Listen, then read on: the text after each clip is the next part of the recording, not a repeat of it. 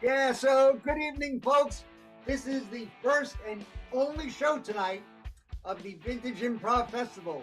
And you get to see yet another iteration of the Upside Down Players, coached by the inestimably fabulous Adam Cawley and his proteges, who will be stepping up in a moment and entertain you with lots of wonderful improv. So sit back or stand up as is your pleasure. Hi, come on up, players. Oh, some of them are upside down. Look at that. As David mentioned, we're the Vintage Improv House team, the Upside Down Players, and our coach is Adam Cawley. And tonight we're going to be performing a long form format called the Armando. I'm going to give our group a suggestion to inspire them, and then somebody's going to step up and do a monologue based on that suggestion, and then we're going to have several scenes based on the monologue. And then someone else will be inspired to do another monologue, and we'll have some more scenes, and we might even get to a third monologue tonight.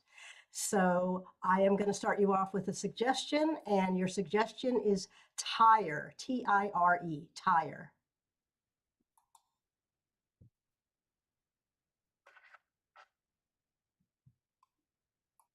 Tire just reminds me of all the fun stuff that happens when you own a car, because I have had flat tires.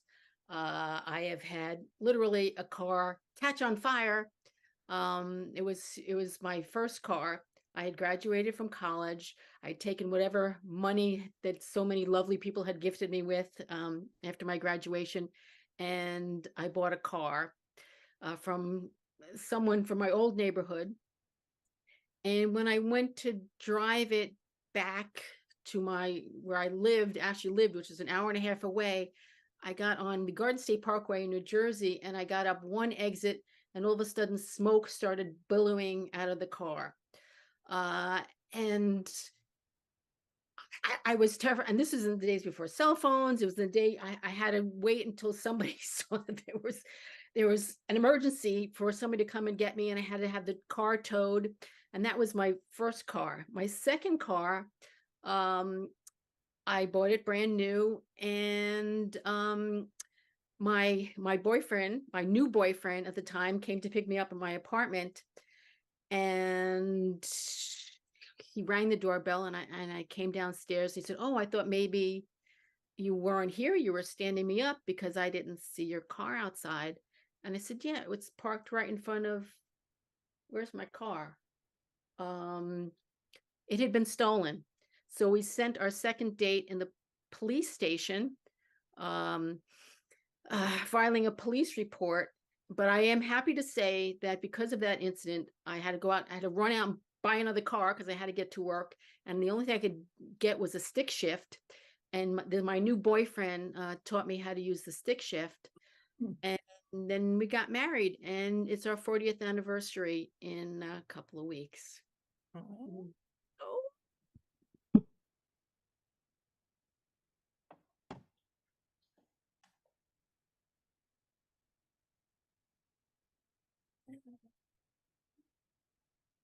I am so thrilled that you are coming out with me again after that first fiasco date that we had.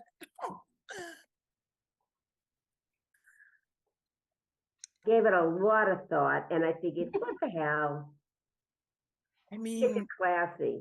you're game to give me a second chance. Yeah, I like your eyes. You kind of your cute little nose too. So I'm not that fussy, but I have certain standards, and you meet them, Maureen. You really do. Oh, Claudia, I mean, I am just thrilled because most of the time the other gals that I've gone out with through the years, they never gave me a second chance after the first date where I Get it out, sweetie. Get it out. after the first I date is hold on. always I just want to get my notebook here. I'm just going to take it down. After Okay. what? Okay, I'm gonna make a confession. After the first date, you see, always on the first date, it's so hard for me to say this. You already know because I did the same thing to you. I called you by the gal before you's name. Yeah, you called me Julia. I don't care. I don't care about these things. I just kind of took care of Julia on my own. So we're all set. We can date. I mean, Claudia, I will never call you Julia again. I don't think. Yeah, you probably will. Well, at least on this date. Hey, Try real let's just hard. go out on a date and have a good time. You got money, right? Oh, yeah. I have money. I mean, I always bring a lot of money because if I mess up like I usually do on the first date, at least I have money to try to bribe them into staying with me on the second date. Yeah, I think you should, because I forgot. I forgot to bring my cash tonight, and they don't let me have a credit card. Julie, I mean, oh, Claudia. Yeah, yeah. I'm I- going to have to kill a lot of people in this relationship. I can tell you right now.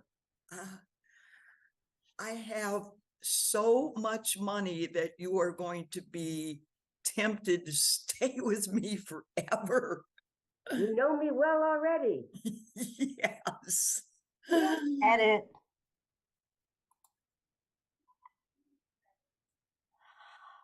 Mom, Yes, honey.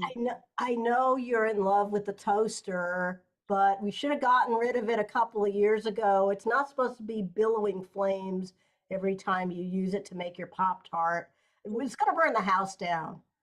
I think it's kind of charming. It's like a little smokestack when it's like fills the house with a certain odor. It's like camping. I love it. Mom, you took the battery out of the smoke detector because the smoke detector goes off every night when you make your Pop-Tart and in the morning when you make your toast.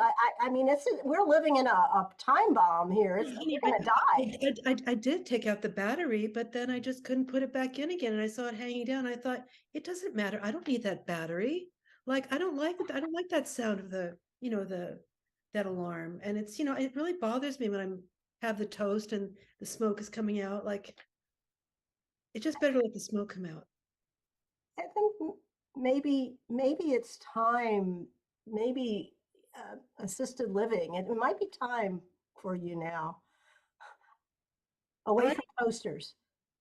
I detect a look of fear on your face.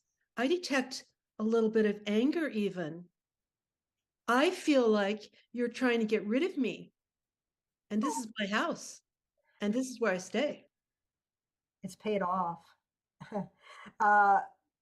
Yeah, I'm going to make you some toast. Hon, I'm going to make you some toast. I'm going over. Do you want sourdough or would you like whole wheat? I would like to live till tomorrow. The bagels? I'm going to get you a bagel right now and put it in the toaster. You get a bagel. Oh, there it goes. I'm going to unplug this thing.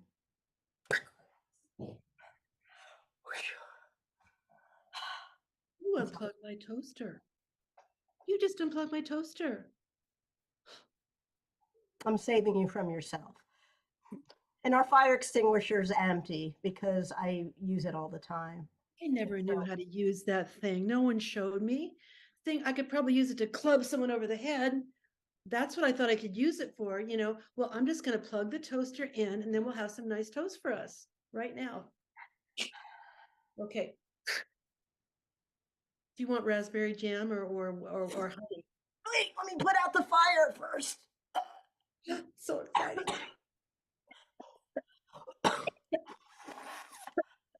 And it.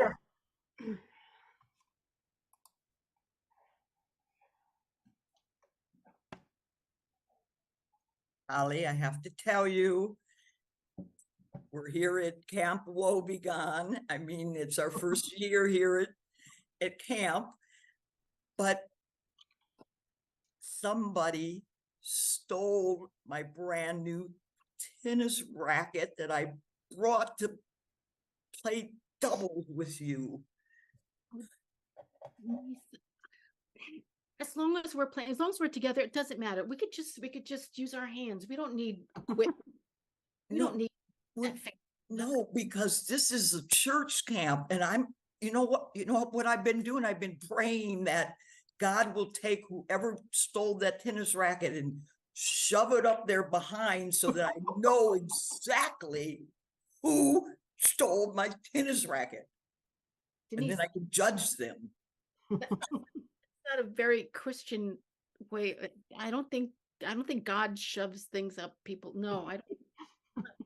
Look, I think that if that tennis racket, I can see it up there, if you know what I mean, then I will judge that person. I don't care about judge not to be not judged, because they're a stealer, a thief. yeah, well, God will revenge however he feels. I just don't think the whole image. You're kind of scaring me, Denise. I mean, we've never been away together, and now I'm detecting a lot of kind of violent tendencies in you. Holly, that was brand new. And last year you whooped me so badly at this camp that I went out and bought a brand new racket to bring it here to play with you. Oh. Edit. So when I lived in France with my first husband, he tried to teach me how to play tennis. It was a beautiful little town. There was this little, there was a pool. There were a couple little Catholic churches, which, I'm not religious, but there were. And I mean, he just said, "Oh, chérie, tu n'es pas douée." He said, "Don't even try." You're really, it's like, you can't play tennis. You're just terrible. So, okay, fine. But the thing was, that club for me, an American, was so cool, because there we were in kind of little Catholic wonderland, and there were women with no bras on, sunning themselves by the side of the pool, the piscine. And I thought that was just fantastic. I loved it. I mean, I'm from California and we had those beaches, but it wasn't like this. This was like, oh my God. And then there was a little cafe and they had steak frites, things like that. And I mean, the churches were just, people would go to church and then the men would all go out and go to the bar. The bar was like right next to the church, including when we get married. I don't know. I love French. I love France a lot. It's a wonderful place, and it's a little strange too.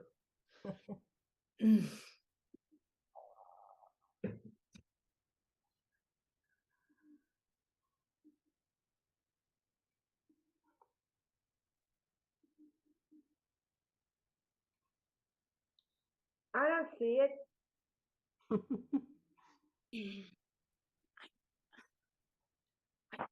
The guidebook, it's supposed to be right there.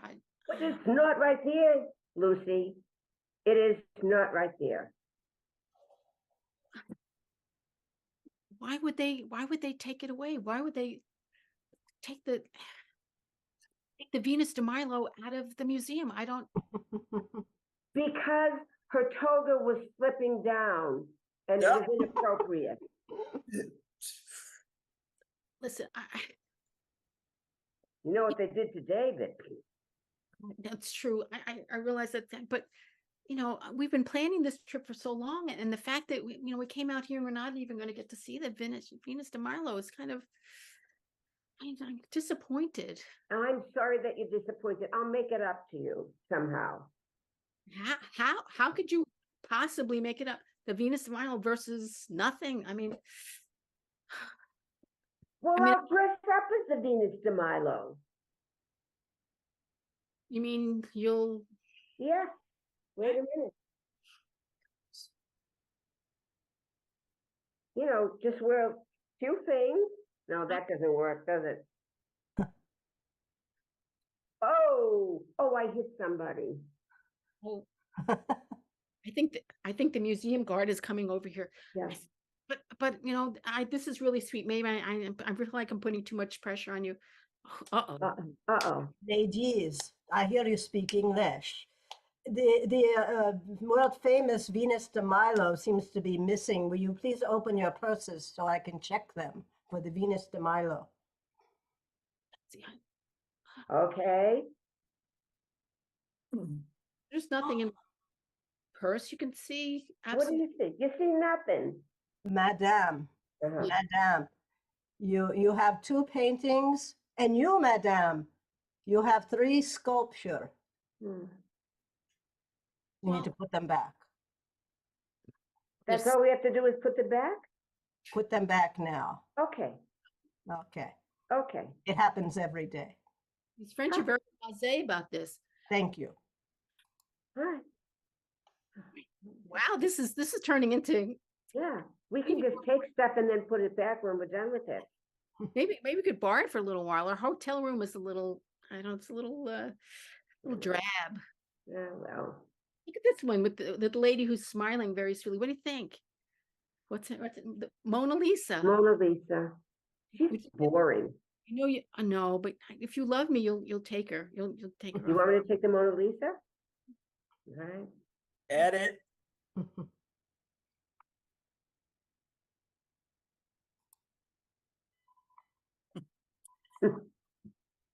So, Mr. Lucifer, I am so happy that I made it to hell. I mean, it's like almost everything that I knew I would love. There's only a couple problems. It's a little hotter than I thought it would be. You think it's hot here? You haven't been to Texas. What's the other problem lately? No, I never really thought I would like Texas. I thought maybe you would like to hear some of the things I did to make sure I got here instead of there. Okay, I've got several minutes before I meet with the world leaders. Okay. I just want to make sure that I stay here for all eternity. No problem. To make sure that you stay here for all eternity, I'm here from the second circle of hell, and I brought you some lightly charred s'mores, which I will put on the table for you. Oh, thank you. You're welcome. It's nice to have assistance.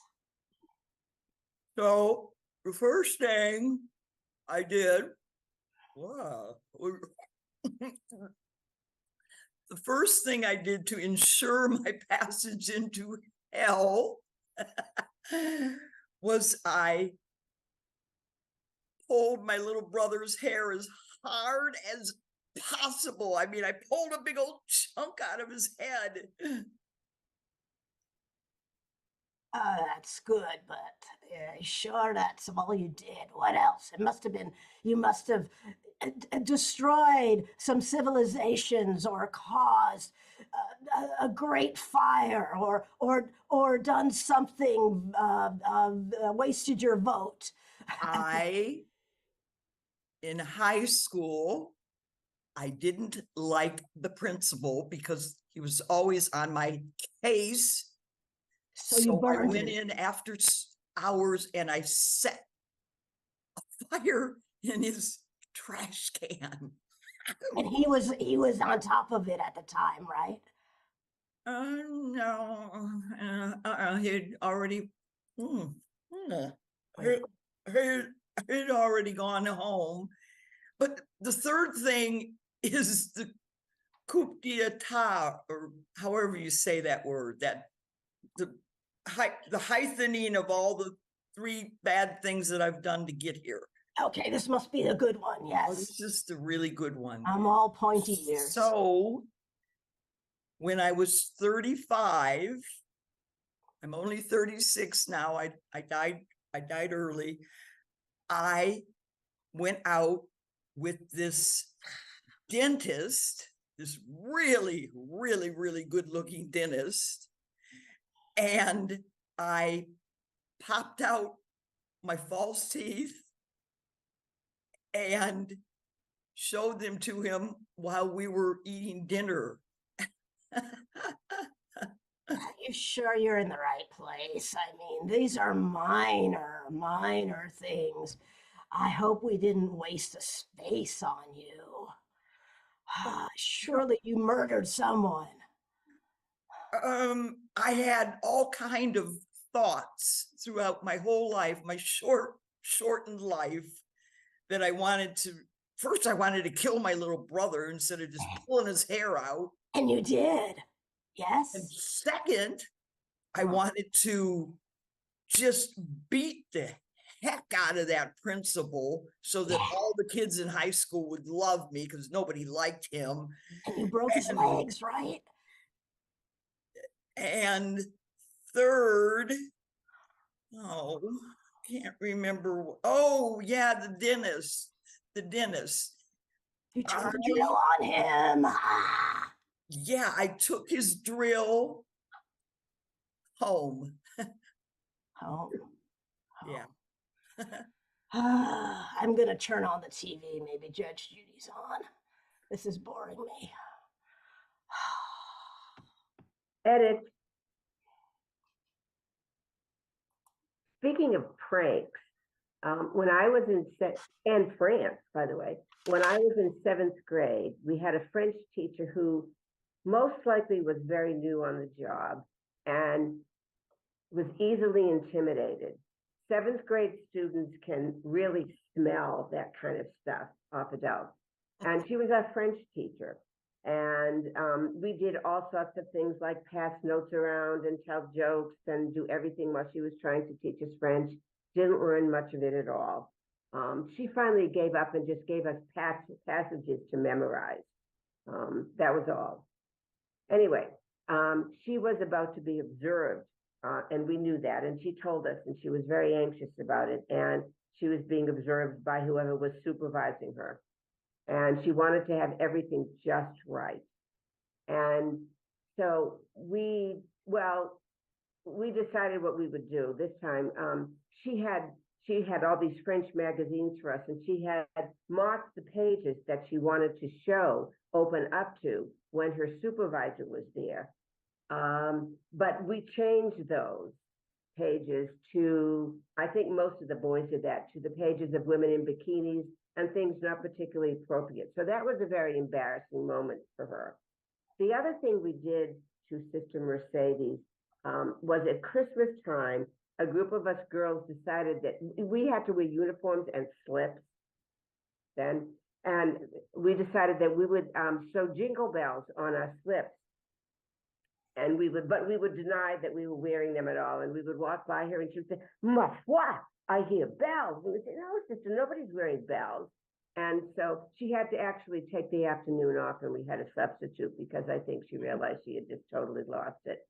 Thanks.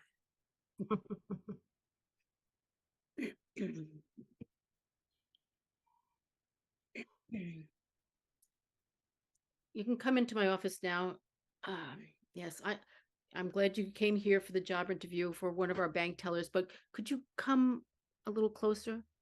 No, closer, no, closer. A big part of my interview process here at First National is I could smell if someone is good for this job. I'm not getting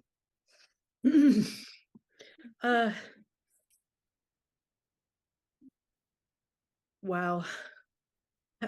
So I must smell really good, right? I bet I smell like Chanel, which is what I'm wearing, which not- shows I have good taste.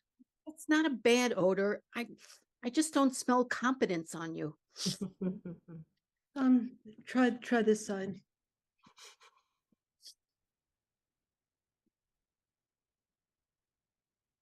I'm smelling that you're not very good at math, which would not work well at First National. We need somebody who can reconcile our books. We need somebody who can give out the right change, give out the right things from deposit slips. We need someone, obviously, who has a head for numbers. And I'm not getting that from you. Come closer. Come closer. I need to smell you now just to, Oh, wow. I smell someone who is very sexy. Really? Very sexy. Yeah. Oh boy. Yeah. Wait, come closer. Come closer. Oh, I smell somebody who has a great great ability to cook French food. You can tell that just by smelling me. Yeah. One more time, other ear, one more time. I can smell somebody who is a genius at investing. Genius.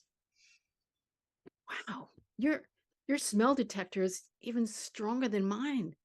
You got everything right. Mm. I'm gonna do my job. You should have my job. I would be very good at your job. I would love- Scene.